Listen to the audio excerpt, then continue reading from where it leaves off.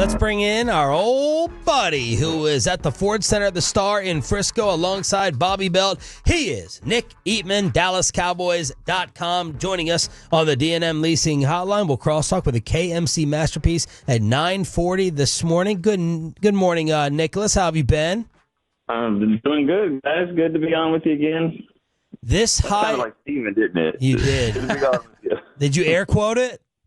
No. I did not. I did not air quote it. He did that a couple times, didn't he? What was up? He knows what air quotes are and mean, right?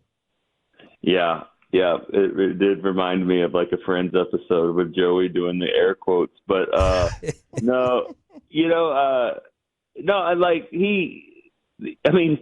is a drought. It's a Super Bowl drought. And so I think that's probably why he might have been doing the air quotes, is because, the drought usually is, a lack of water. This is a lack of Super Bowls. But either way, it's a drought that people, still refer to every day.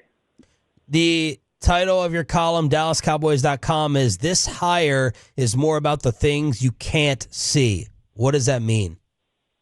Well, I'm like everyone else. I'm not going to sit here and say like, "Oh, this is a great hire. I knew it all along." I was surprised. I didn't have him on the radar.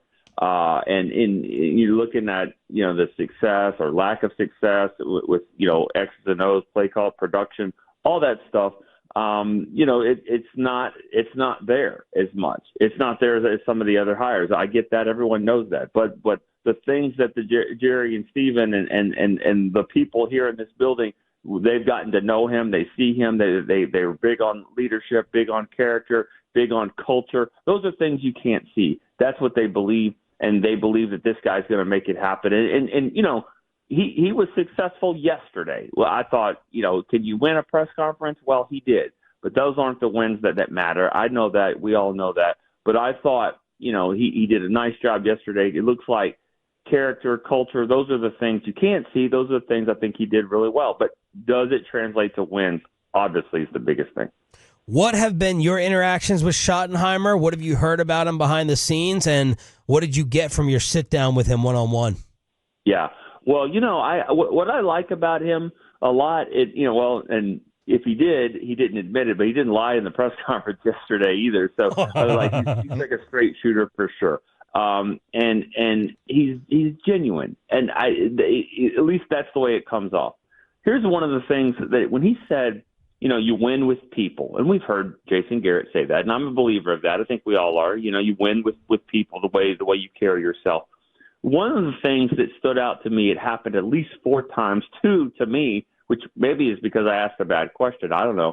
But there was 4 times that I saw yesterday where he actually disagreed with the question.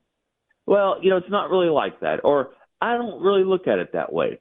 But he did it in a way that, that's not easy for people to do. They say, no, that's not right.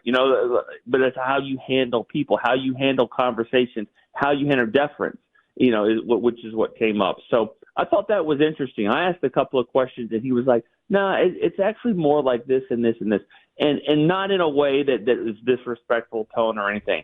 That might be a small thing to some, but I think it's a big thing when you're talking about how do you handle conflict, how do you handle disagreements, things like that, and just kind of knowing how to massage the situation. So that was a small thing, but that's something that I picked up on that I thought it could be a bigger deal. I enjoyed my talk with him. He knows this business. I think he's going to be easy to work with. Easier. Let's see what happens when, you start losing games and all that kind of stuff. Or just when things happen.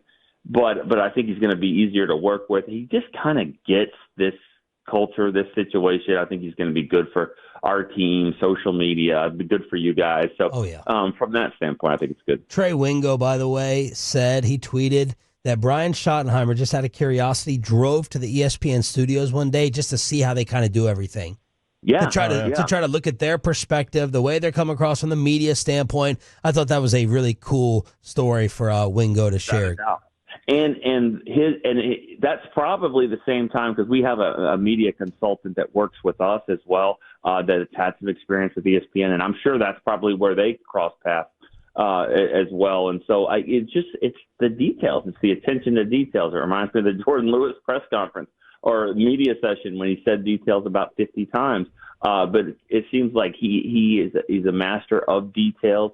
Those things, matter. When we did our interview, he had to make sure his tie was right twice, But he also said, this is probably the last time I'm going to wear a tie. Jerry and Steven didn't have one on, so I'm ditching this thing. But but one of those things where I think you introduce him once, I think he knows your name the second time. I believe that, and so I just again, nobody's ever like I said, win a press conference or whatever. That hasn't led to wins and all that kind of stuff. But I still believe that he's got some success coming just by the way he kind of carries himself.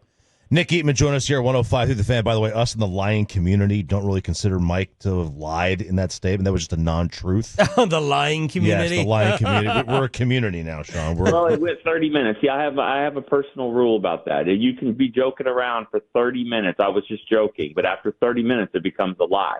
So, that's kind of the way I always handle it. You can play a game and joke all that about 30 minutes. The lying community is a pride, by the way. We're a pride. Yeah, we're a pride. It's a non-truth. Yes. It's non-truth. Not a lie, non-truth. But is his biggest hurdle from a culture standpoint going to be changing the perception of him as going from like, hey, I'm like a friend of the player. I'm a go-between to now being the head coach and maybe not having to have a different set of boundaries?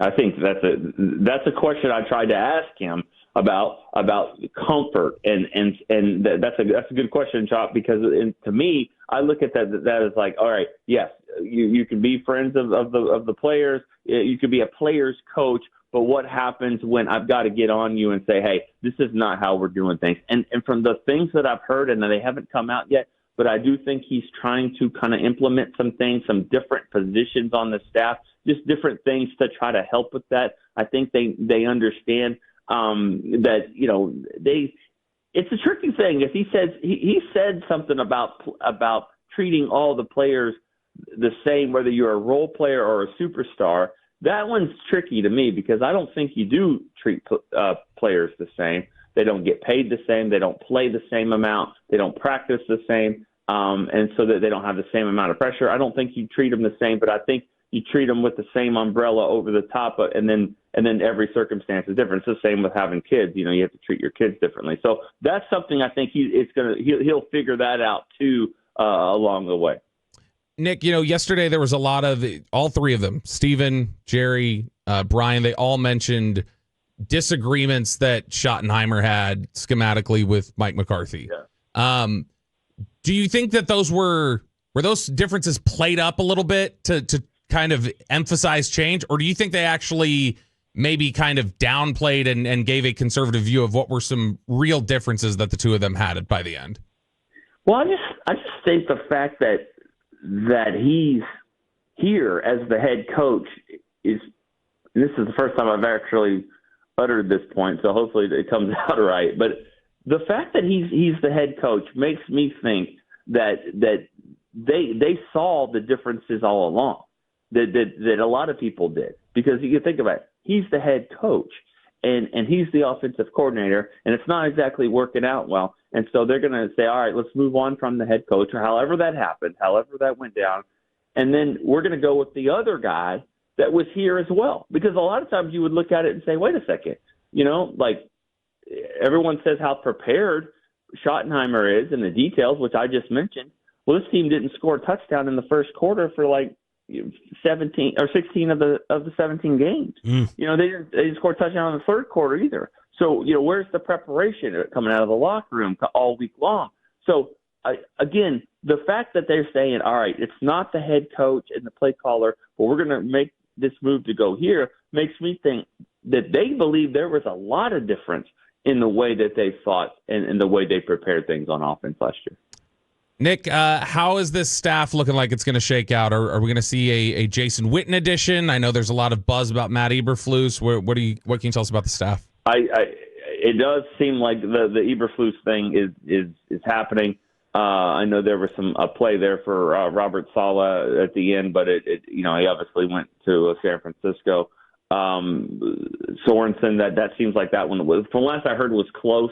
You got to remember too, and social media can be the devil, and we know that. But no one asked Emmitt Smith to play wide receiver. Okay, and the reason why I say that is this guy Sorensen is getting judged on how things went as a defensive coordinator, defensive coach in San Francisco. He's a special teams coach. I think that's what he's played a lot of when he was tenured in the league. I think he's had more success as a special teams coach. So when you hear 49er fans or whatever, laughing, saying, "Oh, okay, good," that's not what he's not going to be the defensive coordinator. If he's here, he'll be the special teams coach. I do not think Jason Witten will be on the staff. I don't think that's going to happen. And it did look like a time that it might, but I still think you're going to see Eberflus, one of us. I still think you're going to see 2 or 3 familiar faces coming back to this staff this year. At the end of all this, how shocked were you that they actually did it? And do you have more questions about the person or the process? I think the process. The person. I think he's genuine. I think he is what he is. But that doesn't always win games. It's the process. You've got to figure out. And I know this is getting compared a lot to Dave Campo because he was a guy that was here in the building and all that. The problem that Campo had was that he had a third of the salary cap, tied up in dead money. He had cap problems and he didn't have a quarterback. That was the 2 big issues there. So my point is that if he's going to have the players, he's going to have to, they're going to have to figure that out. But I do think that he's the right guy. But there's a lot of right guys out there that just doesn't work out for them. So yeah, I would say the process. And then to answer your question, I'm very shocked. I'm very shocked that they did this. I mean, when I looked at our list, we did a list on our website, 20 names to look at. I thought maybe we were kind of just being nice by putting Zimmer, Fossil, and Schottenheimer in there. Yeah. I didn't think that was a realistic candidate. I really didn't. Again, this goes back to the article I wrote and what we said at the top. These are about the things you don't see. We don't see behind the closed doors. We don't see how he's the relationships that he's built and just the way he talks to the players and the way the players seem to respect him. So those are things you can't see, and we'll see if they relate to wins. Thank you, brother. Good to catch up. We'll do it again soon. Definitely. Sounds good. Thanks, guys.